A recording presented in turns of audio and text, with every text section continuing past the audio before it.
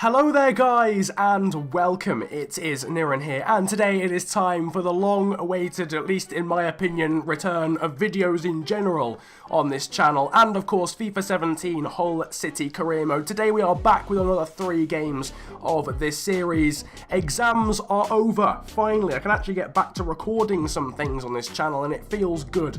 I'm at a good level of gassed right now, although I've got an illness, I've got a sore throat, but I couldn't give 2 flying monkeys because I just want to start recording again. So we are here today. If you somehow remember what happened last time, which is very unlikely, then you'll remember that in the last few episodes our form's been pretty either bad or very inconsistent, which has led to us not only slipping away from the top of the table, but we're now 5 points behind Manchester United, as you can see in the table. But as you'll see from the calendar, we've got to play them in the first game of today's episode, so we have a chance at redemption. Now, also last time, you'll remember that we're actually doing pretty well in the Champions League at the moment. We beat Atletico Madrid 2-1 in the first leg of our Champions League quarter-final. We play the second leg of that game today, and we also play Tottenham Hotspur in the Premier League. Might also be worth going through a little squad report as well whilst we're here, and it's been such a long time as well since the last episode of this series. Goalkeeper, though, of course, Ivan Vogo got up by 2 overall as well since he joined. His growth and performance has been fantastic, to be quite honest with you,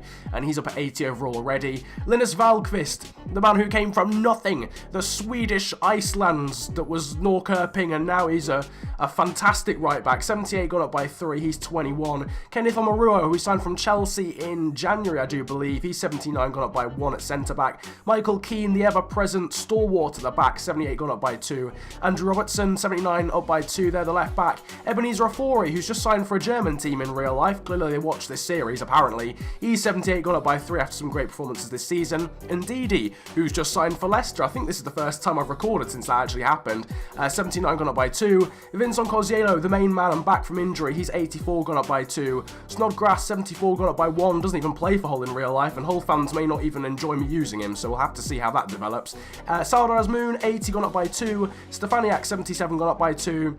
Jerry Sonjus, 79, gone up by 4 now. His growth has been insane this season for a 21-year-old. Shea Adams, 75, gone up by 2, still awaiting that elusive first goal for the club. Doran Rotariu, 73, growth of 1. Audrey Barjo, 75, up by 1. Ryan Mason, get well soon to the lad. This is the first time I've recorded since that horrible injury for him against Chelsea. He's 78, gone up by 2 in this series. Jake Livermore, 76, again another player who doesn't play for Hull City anymore in real life. Abel Hernandez, 78, gone up by 1. Leon Bailey, who's just signed for Bayer Leverkusen over the winter. I feel like a lot of the players that have starred in this series have done really well in real life for themselves. Unfortunately, Leon Bailey, though, in this series is out till the rest of the season, or till the end of the season. Got David Marshall there, Wyland Cyprian, 78, up by 3. Rusnak, 76, up by 1. Will Keane there as well with a bit of growth. Paul George and Tep again out for the rest of the season, and again, he signed for a new team over the winter. It's quite incredible. Sam Klukas, Adama Valentin Diamande at 73. Curtis Davies down by 2 to 75, and Harry Maguire, who's out on loan because he wanted to leave. First game of the episode, potentially our most important game of the season so far, and we're gonna have to do bits in the first half here because there's a lot of fatigue going into this one. Sardar Azmoun, Marvin Stefaniak, and Kozielo are all ridiculously low on stamina. We are here at Old Trafford for a make or break game in this season. There's no arguing about it, there's no getting around it. This is a must-win game for ourselves. And what better way to go into it than a 2-week break from FIFA, having not played due to exam revision. There you can see the table once again. Manchester City sitting pretty in between ourselves and United. And that was a bar. That was good. Manchester City sitting pretty in... They have a very good side. Casemiro and Robert Lewandowski have been added to the roster. Harry Kane and Paulo Dybala, as well as Pierre-Emerick Aubameyang, are on the bench today because Rooney's clean thrown goal already. Good save from Ivan and Vogo there. Long range effort from Rooney. Clearly didn't have confidence in his own pace because Kenneth Omaruo was behind him. And after, what, 3 minutes of this game, United with a relatively decent opportunity, in all honesty. Anyway, here's Casemiro. Good challenge there from Robertson, actually. And it's a good position, because here comes Stefaniak, who can potentially try and cut inside. He's managed to get past his man, Chris Smalling, and he puts the ball in the back of the net out of absolutely nowhere. Marvin Stefaniak gives us the lead What in the world? How has that even happened? Marvin Stefaniak gives us the lead, and just to rub it in the faces of the United fans, stands on the advertising boarding in front of them. And after 10 minutes and no attacking prowess whatsoever in this game, we've taken the lead. Stefaniak just bulldozed his way past Chris Smalling. It's a horrendous goal for United to concede. He's been such a G all series, and he continues being a fan favourite. Honestly, I feel like he is actually genuine. I'd love to actually, you know what? I'd love to know in the shape of a vote. I'm actually gonna put this in a vote right now. This is completely impromptu. Who's been your favourite player of this series so far? I'd love to know who the fan favourite is. I'll put like 5 options of players that I think are people's favourites. So like Kozielo, Stefaniak, Valkvist, maybe like Ndidi, and if your favourite player doesn't feature out of this team, then put it in the comment section, because I would absolutely love to know who your favourite players are in this series. A little bit of defending there from Omaruo. Here's Robertson, who gives the ball away. That was probably my fault, really. That pass was never going to work out. Robertson's now got the task of dealing with Mkhitaryan. Hasn't particularly, and Mkhitaryan can put a ball into the box, and what a goal that is from Manchester United. All coming from me giving the ball away with Andrew Robertson, which was really stupid. I shouldn't have tried that pass down the line. Great ball in from Mkhitaryan, and the header from Lewandowski, really unmarked. That's, Michael Keane, man, I praised you during the squad report, but that is such a bad goal to concede. And our shock lead has been neutralised. It was my fault. This wouldn't have even happened without bad passing from me. We've got a chance to get a goal back again. Ryan Mason there with the chance. It goes just wide of the post. Genuinely been pretty impressed by Mason. Oh, now Odubajo's out of position. It's Anthony Martial who's got pace to burn. Great challenge though from Odubajo to at least hold him up, but Martial will get there again. It's in towards someone. It's headed. Oh my word. I was about to say it's headed in, as in like it's heading into the back of the net, because Wayne Rooney had an open goal, but United hit the woodwork twice in the space of about a second. Here's Andrew Robertson. Trying to find Ndidi again, who's lost the ball in a potentially dangerous position, but Lewandowski won't get... Oh my god, no! Michael Keane! No, of all times to do that! What a save from Yvonne Mvogo! Oh my word. Please can that never, ever, ever happen again. Manages to find Odubajo. This is Kozielo. Now to Hernandez. Back to Kozielo again. Can he go past his man? He's brought down by Luke Shaw. Looked debatable as to whether Luke Shaw got the ball. Kozielo trying to steal the ball off Smalling and it's cleared away. This moment in the game sums up the quality difference between these two sides and the injury crisis that we're suffering. Diamande, who's a good footballer in his own right, is coming on for Sardar Azmoun.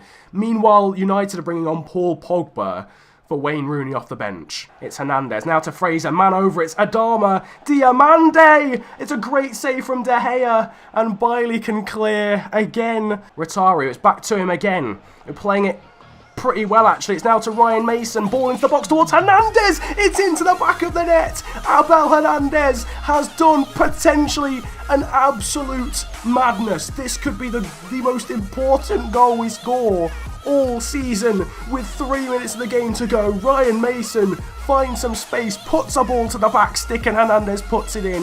De Gea gets a hand to it, almost saved it, but Abel Hernandez, oh my word. Ladies and gentlemen, have you ever seen a more haphazard lineup than what is here right now? We have won the game thanks to almost a last-minute gasp goal from Abel Hernandez. As much as the guy gets on my nerves sometimes, he always scores the important goals in the important times. That man there, Ryan Mason, with the assist, I hope he gets man of the match, because from start to finish he was absolutely bossing that midfield, even though United looked very dangerous in attack. Man of the match in the end actually goes to Andrew Robertson. I suppose I can't really argue with that. He got an 8.9, so did Ryan Mason in fairness, so I guess that's understandable. They got the same rating. Both of them were fantastic all game long. It's time for another all-important game in this season. This time it is leg number 2 of our Champions League quarter-final at the Estadio Vicente Calderón against Atletico Madrid. We go into this one with a 2-1 aggregate lead. Atletico did get that crucial away goal thanks to Antoine Griezmann last time. So we are under a little bit of pressure, but of course we do still go into it with a lead. It's Champions League time again. We've dealt with a pressure situation against Manchester United just now.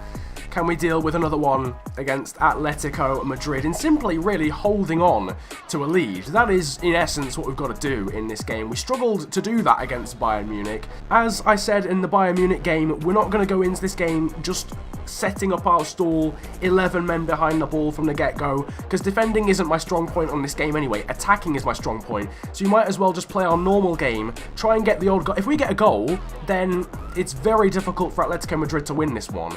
Here's Koke, yet another very talented youngster in this Atletico roster. As Atletico starting to go forward here already. Shot coming in, and what a goal it is after 4 minutes.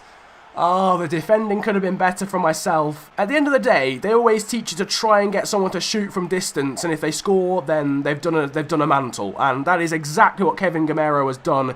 I've been beaten far too easy though with Michael Keane. Robertson and Omaruo, sorry, couldn't quite get across fast enough. And it's just simply an amazing finish from Kevin Gamero. Nothing really that Mvogo can do. 16 minutes into this game, and Atletico Madrid are looking very, very good indeed. Like, very, very good indeed. Like, ridiculously good. As Afori loses the ball to a man who was on the floor, Griezmann gets taken out. Gamero's challenged, and that's a free kick to Atletico. Griezmann's on the ball in a very dangerous position. Omaruo coming in, the shot coming in, and a good save from Mvogo. We just cannot keep the ball. Atletico Madrid are on another level completely. I don't know what more there is really to say apart from what I've already said. That was by far the most difficult half of football I've ever faced. I mean, that was the only thing I've ever faced intensity in closing down or anything like that before. That was honestly incredible. We haven't had a single shot in the game. We're not even getting close to getting shooting opportunities. Here's Afori. Some prolonged possession in this game finally for a little bit. Here's Kozielo. Now to Azmoun. Good little run being made there by Robertson. Now through to Stefaniak. Can he get a vital goal? Marvin Stefaniak, out of nowhere, has done it again. Marvin Stefaniak has done it again.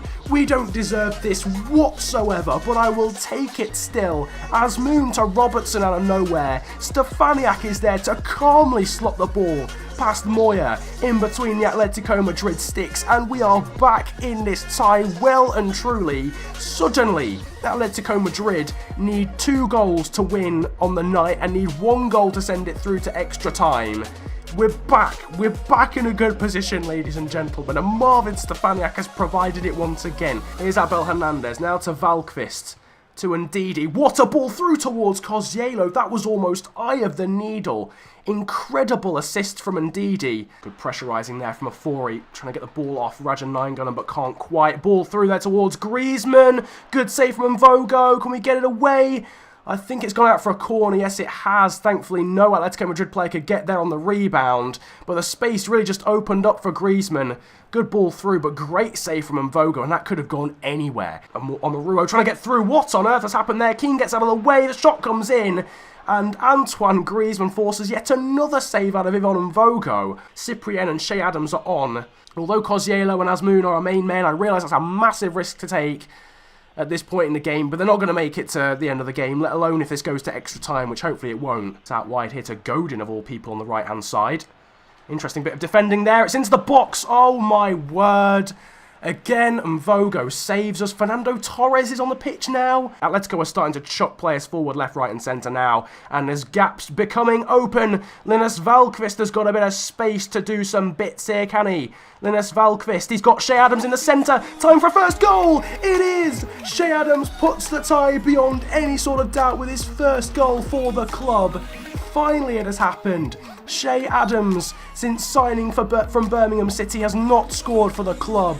And the number 13, it's always proved to be the unlucky number 13, has got the goal, the assist from Valkvist. Atletico are punished for throwing everyone forward. Now I'm dead. You can hear it. I've got one more video. I've got one more game to commentate still. I'm like that guy from EastEnders. I've got nothing left to give in my vocal cords. I think I've lost one of them. I think one of them's gone. I think one of my vocal cords is literally gone. And it could go again. Another one could go if Shea Adams can score again. He slides in, but it's saved by Moya. Atletico passing it around, doing well, but Ebenezer Afori wins it back, and this could be an opportunity to score again. It's through towards Shea Adams. Nice little reverse pass there to Cyprien. There's a man on the right-hand side. It's Abel Hernandez who can cut back. Cyprien's there again for the rebound. Little 1-2. This is great passing play. Now to Afori. Great save, though, from Moya. And that is the end of a titanic clash. Yet again, we're dealing with pressure. We never deal with pressure in this series ever. We've beaten Manchester United when we had to, and we've somehow got through that game against Atletico Madrid, one of the most difficult games I've ever faced in this series. Andrew Robertson's got man of the match again. The man's been unstoppable in this episode. 9.3 rating again. Amazing result from him. Linus Valkvist with a good rating. Same for Stefaniak, Omaru and Keane. Hey, Crystal Palace are through as well. They lost 2-1 on the night to Besiktas, but they win 3-2 on aggregate. And they are through to the semi-finals. The amount of things that have happened in this episode, which have just been unbelievable, is just mind-blowing. So surely it's only right that we make more memories going into the final game of today's episode. We're playing Spurs at White Hart Lane, continuing this very difficult trend of games we've had in this episode. So Sonjust is in for Michael Keane. Josh Tymon is also in at left back for the very tired but very in form Andrew Robertson. We've got Cyprian and Mason in central midfield, and Shea Adams is rewarded with a right wing starting position after scoring against Atletico Madrid. But we've done alright so far, haven't we? We've coped with the pressure against United, coped with the pressure against Atletico Madrid, thanks to some worldy performances. As Josh Tymon there wins a throw-in. Can get it to Stefaniak if he's quick, and he has done. Oh, lovely back heel from Stefaniak there to now find Mason. Here's Azmoun. Oh, that's a ball through. That's a ball through and a half towards Cosiello. Good shot, good save though from Lloris. Tottenham do look a little bit susceptible at the back, I'm not going to lie. They do look a little bit susceptible at the back. As Valkvist loses the ball in potentially a very difficult position. Oh, that's through to Eriksson. Josh Tymon's there for cover. Great save from Yvonne Mvogo. That is absolutely world class from Yvonne Mvogo, who's been just on another level in this episode, one-on-one, and he's pulled out a one-handed save. That is just incredible. Josh Tymon, quite rightfully, gives his goalkeeper, his number one, a pat on the back, because that's a huge save. That is a huge save from Yvonne Mvogo. Eriksson swings it in. It's towards a Tottenham player, and Mvogo's there again. Combination of himself and Tymon there on the line. Definitely feeling as if we're starting to dominate proceedings just a little bit now. Here's Cosiello trying to get away from his man. He has done. Now it's in towards Azmoun. Go for the shot. Great shot. Great save, though, from Hugo Lloris. Down low to his right-hand side. That is a worldy save from Lloris to almost match Mvogo's from earlier. If ever there was a time for Dave Fraser to step up and make himself known, I guess now is that time. Also going to bring on Rotario for Stefaniak, because that worked before. Again, this feels like one of those games where having an extra striker would just potentially just change things a little bit. Shot coming in from Eriksson. Oh my word! What an effort from Eriksson. And again, what a save from Yvonne Mvogo. That is absolutely outrageous. One-handed. The power behind that shot is incredible. He's basically snatched the ball out of his own net. Very dangerous challenge from the Frenchman, but he did get the ball. He did, however, come through the back of the man. We'll debate about that later, because Cosiello's through on goal. Cosiello shoots. Good save, though, from his countryman, Hugo Lloris. Somehow, that football match ends at 0-0. It is, I suppose, 2 points dropped. Better quality in the side. Yeah, you could argue we maybe would have got something more out of that one. You know, Cosiello and Azmoun have been tired since day one, really. I need to give them a day off at some point, but we can't afford to in the business end of the season. The game's man of the match is Vincent Cosiello, 8 rating for him, 7.4 as well for Cyprian, but the other man who got 7.4 was Yvonne Mvogo, and for me, he is the man of the match and a very, very good contender for player of the episode, because he has been insane. So then here is how the table is affected by today's episode. United and City yet to play their 33rd games of the season respectively, so although we are second place and only 1 point behind United, that could still stretch to 4 if United win their game in hand and City could go back above us. Arsenal and Spurs, the two North London rivals, are battling for top 4 positions, along with Chelsea and Stoke City, who are aiming to try and redeem themselves from missing out on that spot last season. In the background though, now you are seeing the Hall of Fame. And in all honesty, I can't imagine much will be changing, to be honest, from now until the end of this season, because until we start bringing in new players and maybe breaking transfer records. But nevertheless, that is basically the end of today's episode. If you've enjoyed it, then of course, feel free to smash the likes button, subscribe if you're new to the channel, comment about enjoying the video if you enjoyed it that much. I would love, I'm so happy that I can start making videos again. Hope you guys are happy that the videos are back as well. But it has been a pleasure ranting at you guys today for like the first time in like 2 weeks. Have a great day, enjoy yourselves, and goodbye. Yo, biddy bang, biddy boo. Man can't fuck with the Nottingham crew. Put 1, 2, 9 holes in the queue. Wanna ride on me, you better change that route. I'm a lyrical animal straight out of the zoo. Big mic man, big like Big Zoo. 15 going OT on my own, done it all alone. I never been a bring true. KYE, the hardest YG, my G. Better know he kicks like Kung Fu. Try me, you must